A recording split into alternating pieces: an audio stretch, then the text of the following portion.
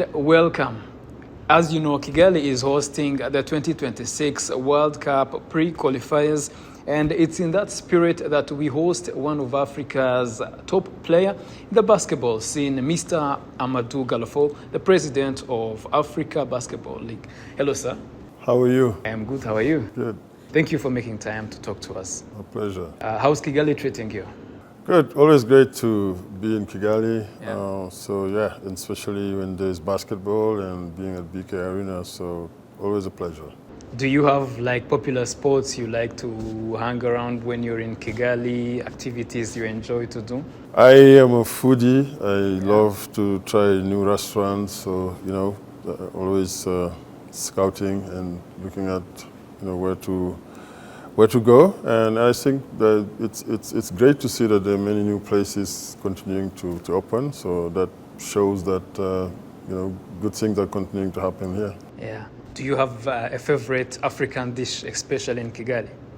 Well, I will, how you say it, keep that a secret. But I love a favorite African dish. I love all African cuisine. There's one thing that I think it would be good to see more African restaurant in Kigali. That's missing a little bit, but there are a few, and we have our stuff from West Africa. We need to promote and always use. Yeah. Yeah. Let's talk about the basketball that is taking place in Kigali. What's your observation so far in the pre-qualifiers? First of all, very impressed with the atmosphere at Kigali Arena. Watching the last two games that Rwanda played with a packed arena, incredible atmosphere, and some really strong competition. The women's game, and I could see our two African representatives. Rwanda winning 2 out of their 3 games, Senegal winning all 3 games. For me, it's good to see our teams compete with the rest of the world and holding their own and doing even more than that. So it just adds to the continued momentum that with the growth of basketball.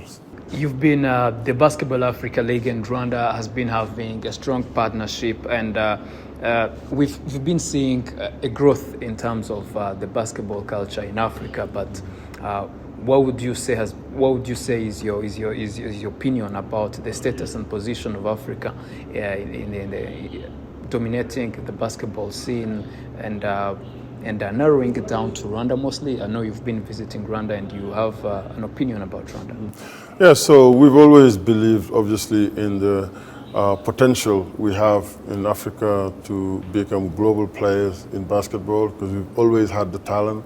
If you look at the NBA, from Hakeem Olajuwon, Manute Bol, Dikembe Mutombo, we've had like Hall of Fame type pioneers, and they inspired the next generation of players, the Luol Dengs, or now Joel Embiid or Pascal Siakam, many players who play a major role, continuing to play a major role in the NBA, and all the initiatives that we've been growing across the continent in partnership with FIBA, starting with Basketball Without Borders back in 2003, and a number of players coming out of those camps to get drafted in the NBA, and then launching the NBA Academy Africa, and now where we are more intentional about identifying talent on the continent and growing this talent. We have our first player drafted in the NBA straight out of the NBA Academy Africa, a young man by the name of Ulrich Chomche from Cameroon.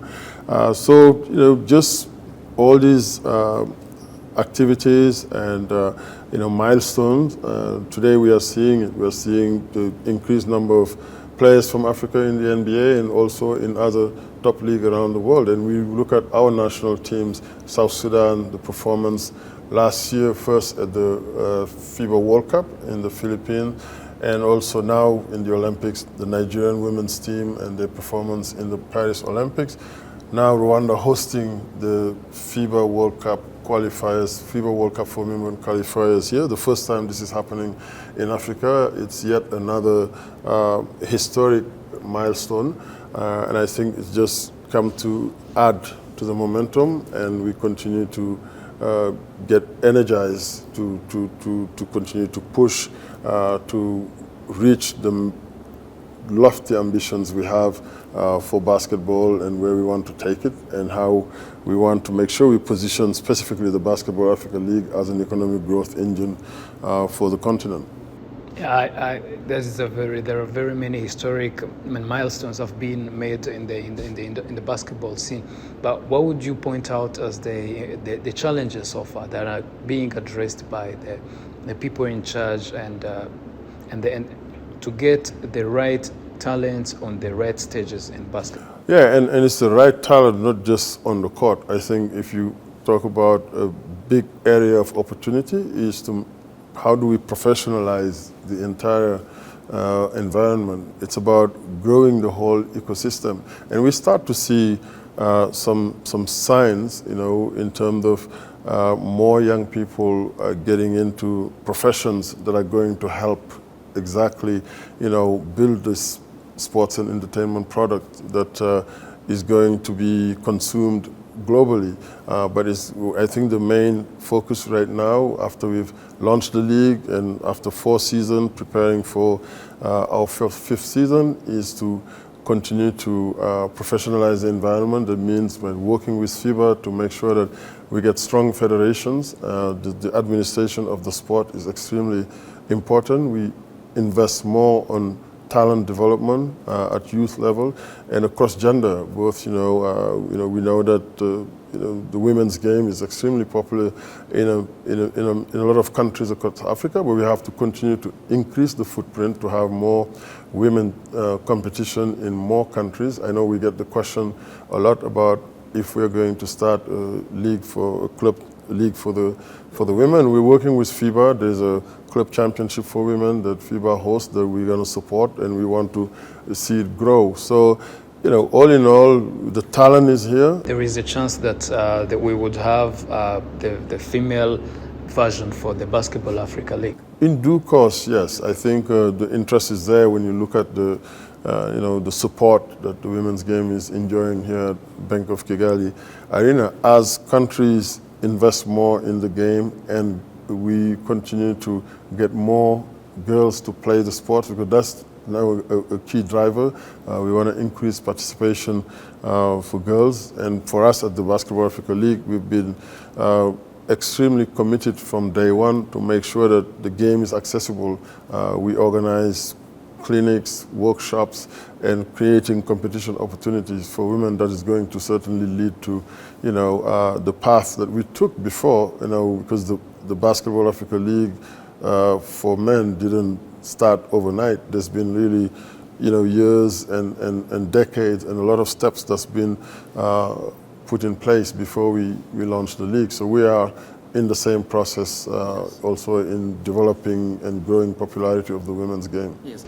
Well, you just talked about the engagement. What would you say is the level of engagement you've spotted throughout the years? I know there has been a lot of progress. I know, and it's about changing mentality and mindset of the African people to support the game. What is your opinion about the level of engagement in the basketball scene? No, it is at an all-time high, but we know that there's still a lot of work to be done.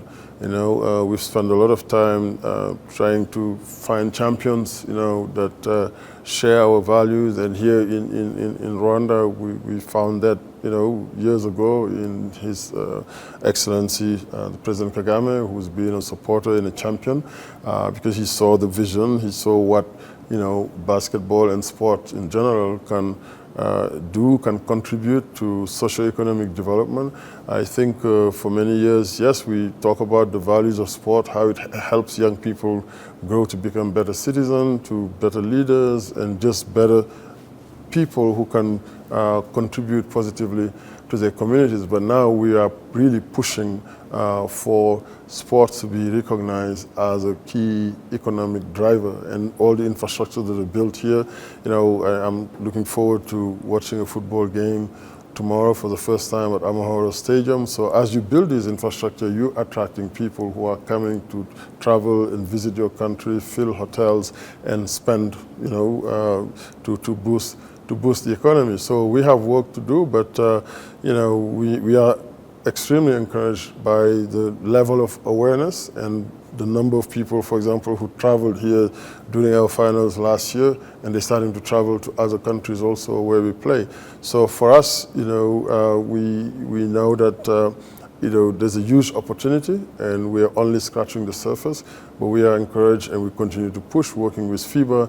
Now, next step, we have to make sure that we have strong federations that can administer the game, continue to groom talent, in coaching, in refereeing, in broadcast operators, sports journalists, and people who are going to participate in building the ecosystem we're looking to build. Amadou, yes, we're about to come to an end. Allow me to ask you, what do you think is the most point that the African governments should always consider while considering to promote sports? And because I think it's a joint effort that is needed for the African basketball scene to grow and reach the expected level. What do you think the government should consider, put more efforts in? I think, first of all, lending that institutional support, because I think across Africa, you cannot do much without government support, and rightfully so. Our countries are still very young. If you look at, this is now, you're talking 60 years or something like that.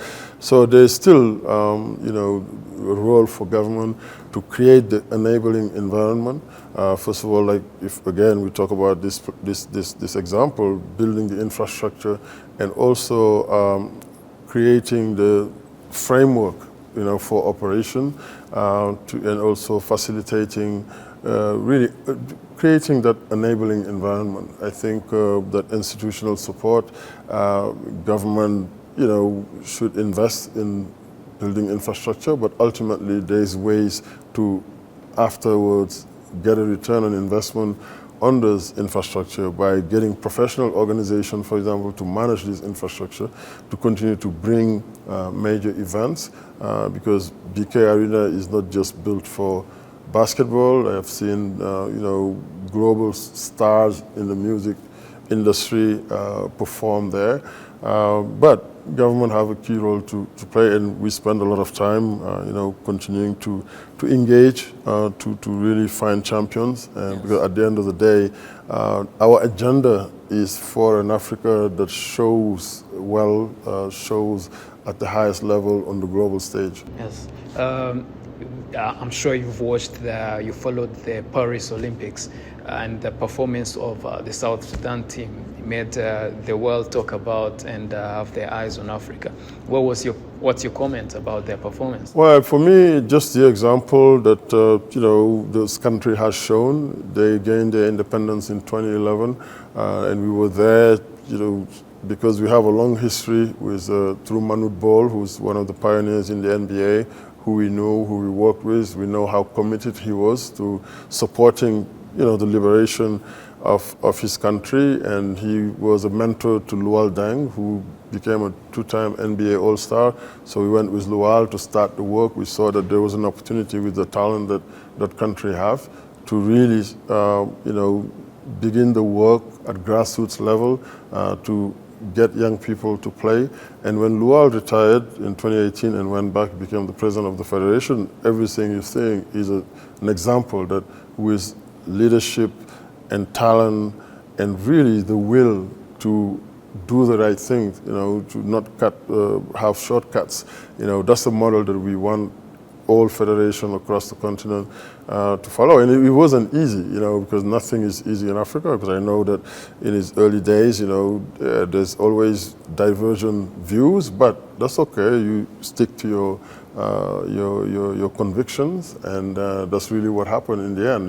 The performance, it just didn't start in the Paris Olympic. I think first at the World Cup in the Philippines, a year and a half ago, but also the Nigerian women's national team. They have talent, and they had a world-class coach, who organized that talent, and they went and performed and qualified for the medal rounds. Yeah. Finally, I'd like to know, what is the BAL cooking and what should we expect? Season 5 is going to be incredibly exciting because it is our goal to always to continue to innovate, to bring new elements, to keep the product fresh and exciting. We're increasing engagement around the world. We've done a couple of events in the off-season, right? In our quest to build capacity, we sent again another group of 25 coaches from across Africa to intern with NBA teams in the summer league in Las Vegas, and I believe that there were 2 coaches from Rwanda who was there. We sent referees also. There were about 7 players who played in the BAL who played on summer league team.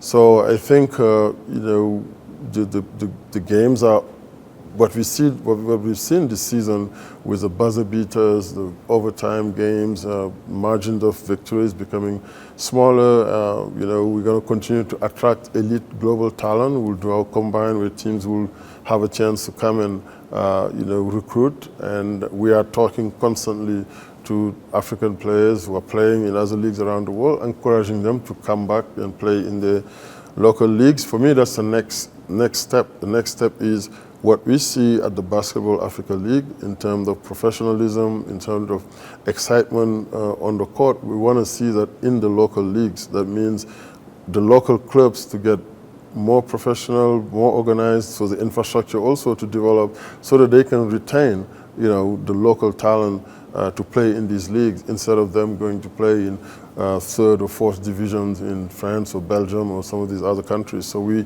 have an opportunity to really build something special here. Amadou, allow me to thank you very much. My pleasure. For making time to talk to us. Thank you. And I hope you enjoy the rest of your stay in Kigali. Thank you.